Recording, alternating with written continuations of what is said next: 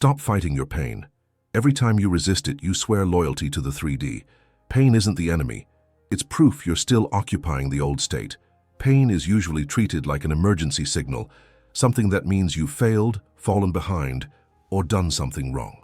From the moment it appears, the mind scrambles to fix it, explain it, suppress it, or outrun it.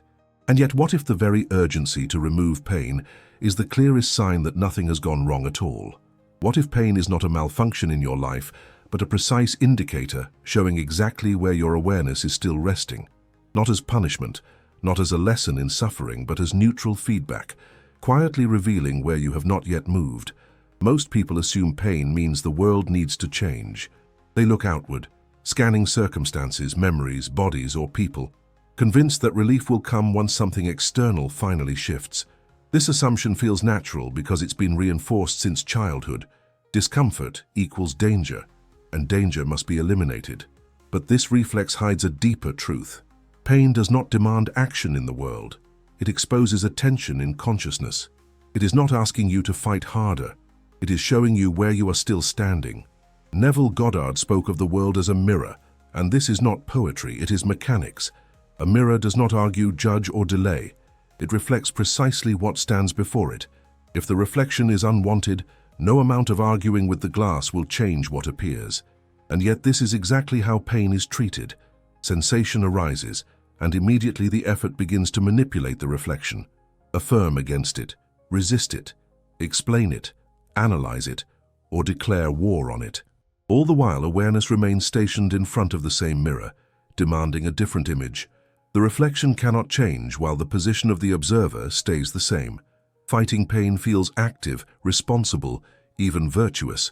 It feels like engagement, like progress. But fighting pain is not neutral, it is allegiance. The moment you struggle against sensation, you confirm its authority. You announce, without words, that appearances have jurisdiction over your inner state.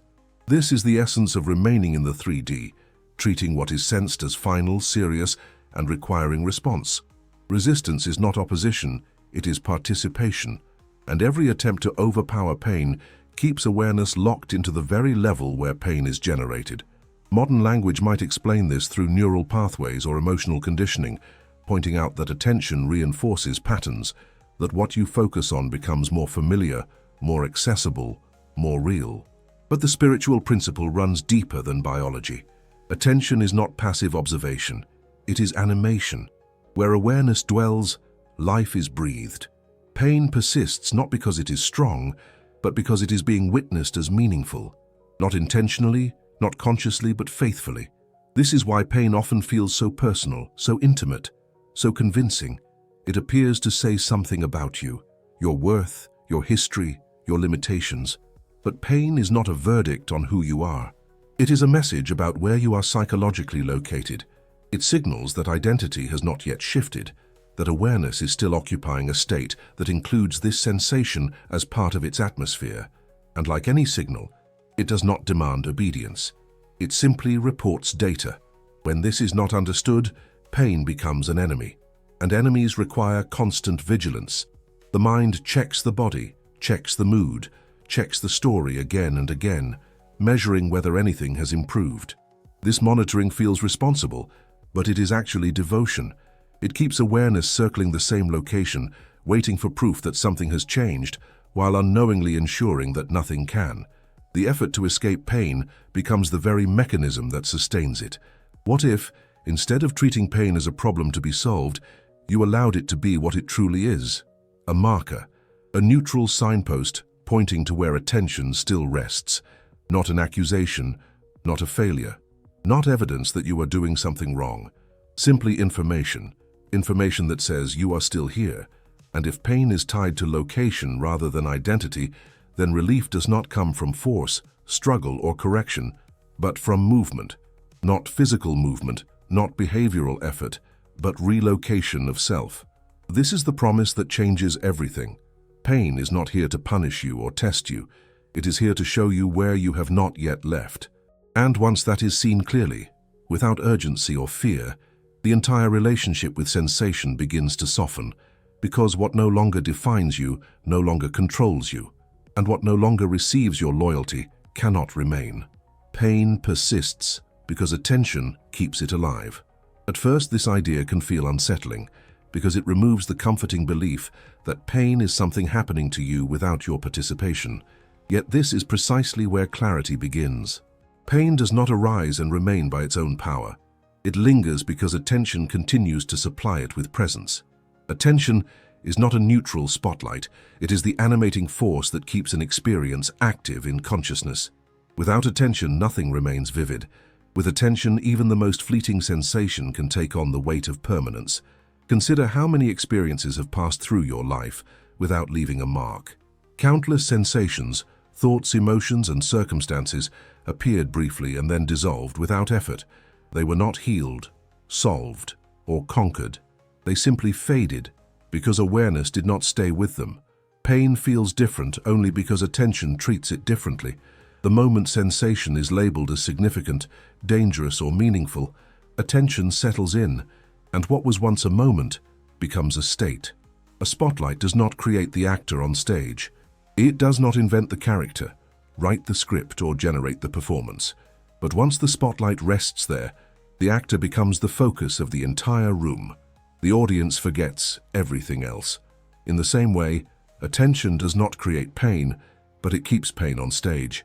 It gives it continuity, relevance, and importance. The body, the mind, and the story align around whatever awareness is highlighting. This is why pain can feel so convincing. Not because it is powerful, but because it is illuminated. Attention wraps sensation in meaning, and meaning anchors experience. The more you check it, measure it, analyze it, or wonder when it will end, the more awareness remains stationed there. Even hope can become a form of attention when it is focused on the absence of pain rather than the presence of being. The spotlight remains fixed, and the scene does not change. What makes this difficult to see is that attention often disguises itself as concern. It feels responsible to monitor pain, to stay aware of it, to track its movements. But concern is not neutral observation. Concern is engagement. It says, "This matters," and whatever matters to awareness becomes part of the lived environment. Pain does not need to shout when attention is already listening. This does not mean pain is imaginary or that it should be denied. Denial is still attention, just turned rigid. Suppression is still engagement, just hidden. The issue is not sensation itself, but the sustained focus that grants sensation a role in identity. Pain persists because attention continues to reference it when defining the present moment. As long as awareness asks, "Is it still here?" the answer must be yes. The shift begins not with effort, but with understanding. When it becomes clear that attention animates experience, a quiet question naturally arises. If attention is the fuel, what happens when the fuel is no longer supplied? Not through force, not through discipline, but through a simple withdrawal of interest. Not indifference, but relocation. Attention does not need to be fought or controlled. It only needs to be redirected by identity. And this is where the deeper layer reveals itself. If attention sustains pain, then resistance must be examined next. Because resistance is not the absence of attention. Resistance is attention charged with emotion, urgency, and belief. To understand why pain remains, it is not enough to see where attention goes. It is necessary to see how it is being held. There is a subtle assumption hidden inside the act of fighting pain, and it usually goes unnoticed because it feels so reasonable. The assumption is that pain has authority, that it must be answered, challenged, or defeated before anything else can change. The moment this assumption is accepted, awareness is no longer free.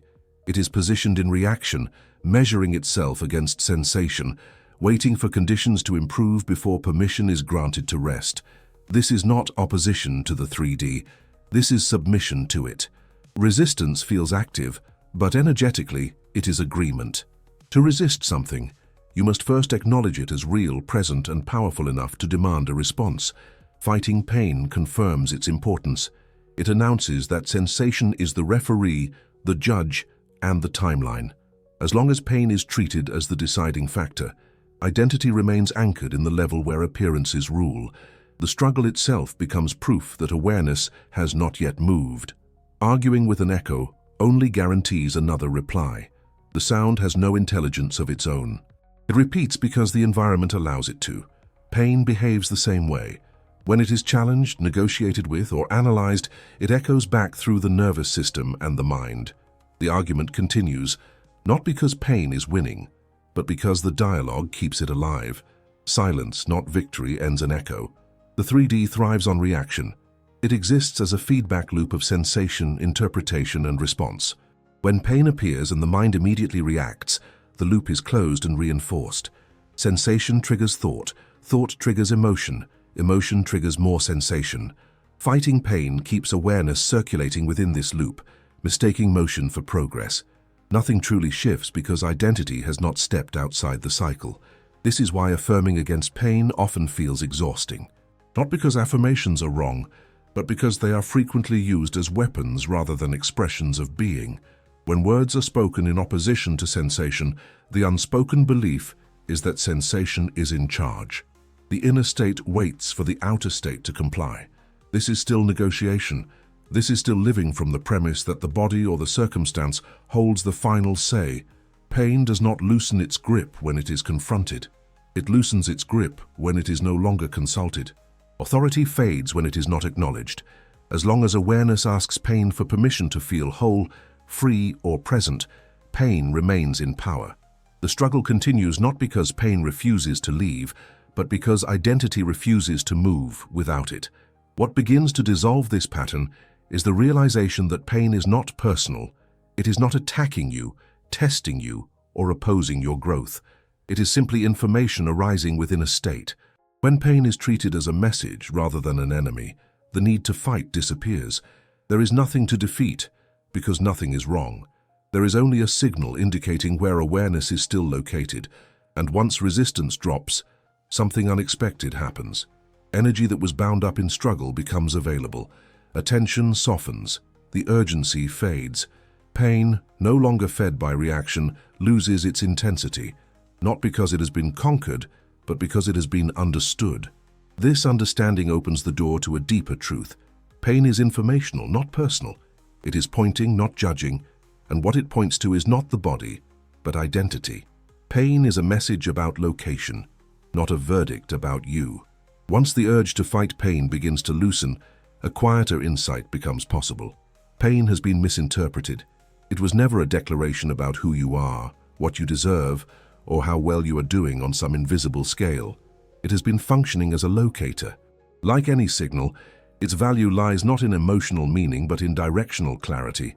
Pain does not accuse, it reports. Psychological occupancy is rarely discussed because it challenges the habit of self-definition. Most people define themselves by what they feel, what they experience, and what appears to be happening in the body or the world. Yet these are all consequences, not causes. Occupancy refers to where awareness is resting as identity. It answers the question, from where am I perceiving this moment? Pain arises when awareness remains located in a state that includes struggle, memory, anticipation, or resistance as part of its atmosphere. A GPS does not shame you when you miss a turn. It does not interpret the detour as a personal failure. It simply recalculates. The message is neutral. You are here, not there. Pain operates with the same indifference. It is not saying something is wrong with you. It is saying awareness has not yet shifted. The discomfort is not punishment. It is precision. This distinction matters because as long as pain is taken personally, it reinforces identity with the state producing it. The mind begins to ask why this is happening, what it means, how long it will last, and what it says about the future. Each of these questions pulls awareness deeper into the same location. Pain becomes part of the self-image rather than a passing indicator. The signal is mistaken for the destination. When pain is recognized as information, something subtle but powerful occurs. Emotional charge drains away. There is no need to defend, justify, or correct. The sensation can be present without being believed. It no longer defines the moment. It simply coexists with awareness, like a notification that has been read and no longer requires attention. This is where identity begins to separate from experience. You are not what you feel. You are not what is happening in the body. You are not the sensation itself. You are the awareness in which sensation appears. Pain only feels convincing when awareness forgets this and collapses into the experience it is observing. The moment this distinction returns, pain loses its ability to narrate your life. Seeing pain as a locator shifts the entire orientation of the inner world. Instead of asking how to make pain stop, the question quietly changes to where awareness is still dwelling. Not as an interrogation, but as recognition. Location becomes more important than sensation. State becomes more relevant than symptom. And once this shift occurs, a new priority emerges. If pain is pointing to a state rather than condemning a person, then the real work is not fixing the body or calming the mind. The real focus becomes identity itself, where awareness is anchored. Who you are being in relation to the moment. Pain has done its job the moment this is seen clearly. From here, the conversation no longer revolves around sensation. It turns toward state and toward the possibility of outgrowing the environment in which pain arises. You don't heal pain. You outgrow the state producing it. There is a quiet relief that comes when the responsibility to heal pain begins to fall away. Healing implies repair, as if something is broken, damaged, or malfunctioning. But pain does not indicate that awareness is broken. It indicates that awareness is still occupying a particular state. States are not fixed. They are environments of consciousness, and like any environment, they can be left. Most attempts to resolve pain focus on managing symptoms. The mind tries to soothe, suppress, analyze, or reframe what is being felt. These efforts are not wrong, but they are limited because they address effects rather than causes. Pain is an effect. The state that produces it is the cause. As long as attention remains invested in fixing the effect, awareness stays inside the same state, waiting for conditions to change. You do not fix a character inside a dream. You do not negotiate with the dream's logic or attempt to repair its scenery. The moment you wake up, the entire structure dissolves without effort. Pain functions the same way. It belongs to a particular level of consciousness. When awareness rises out of that level, the sensations associated with it lose their foundation. They fade because the state that sustained them is no longer being occupied. Outgrowing a state does not require force. Growth is not confrontation.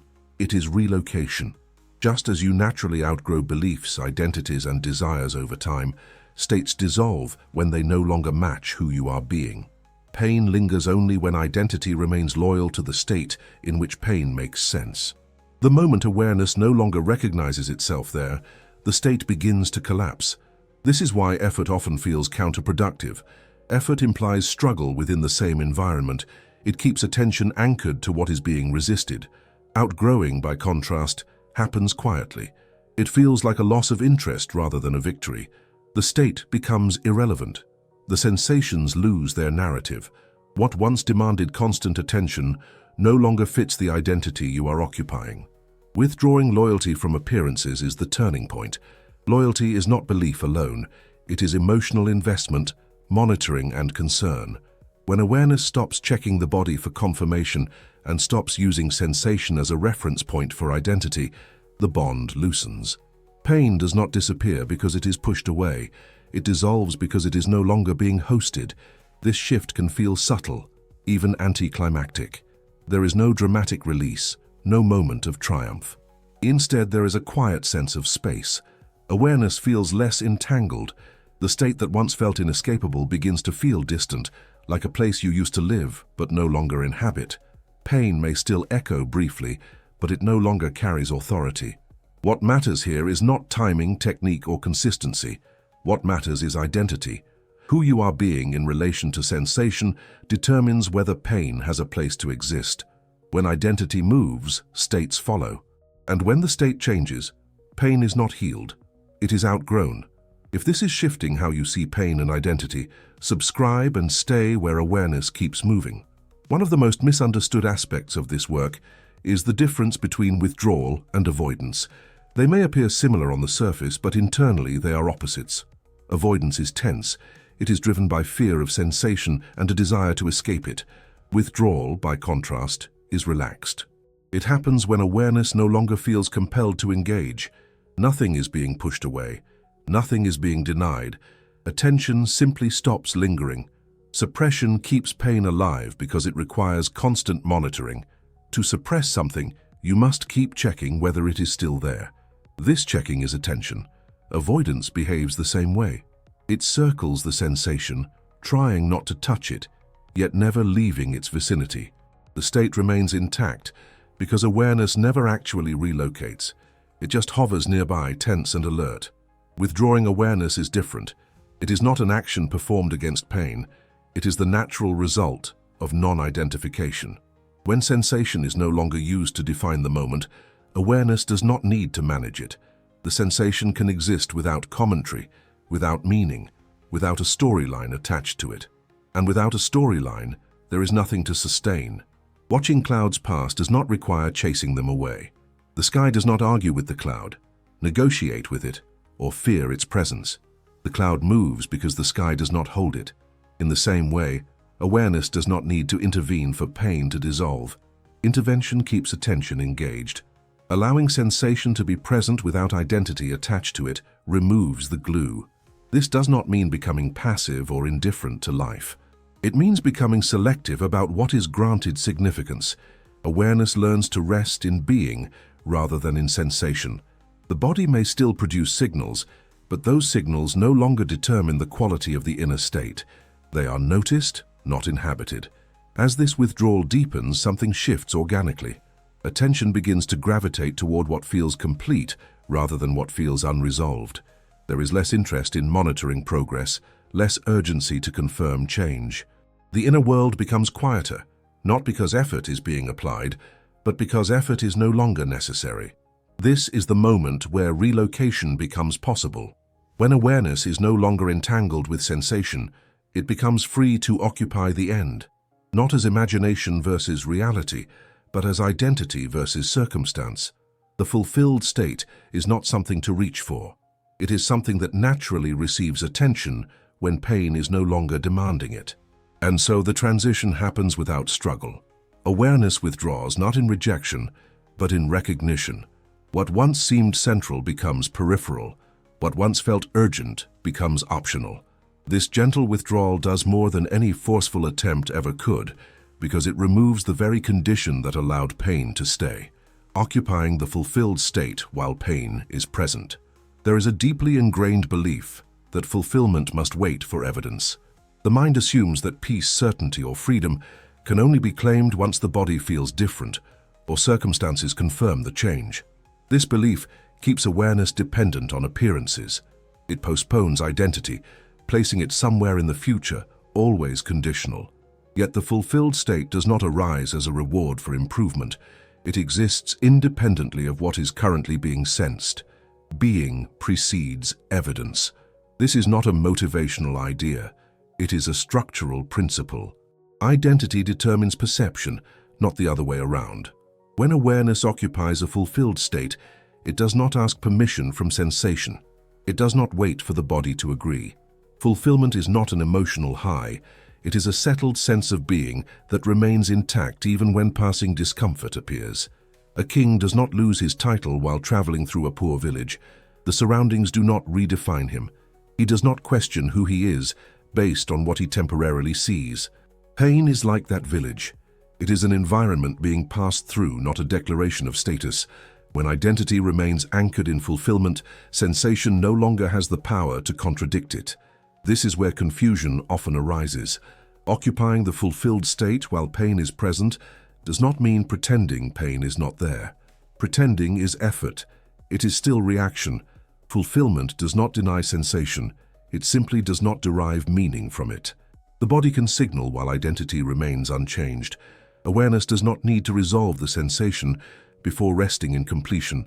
The shift happens when fulfillment is claimed as an inner position rather than a future outcome. This position is quiet.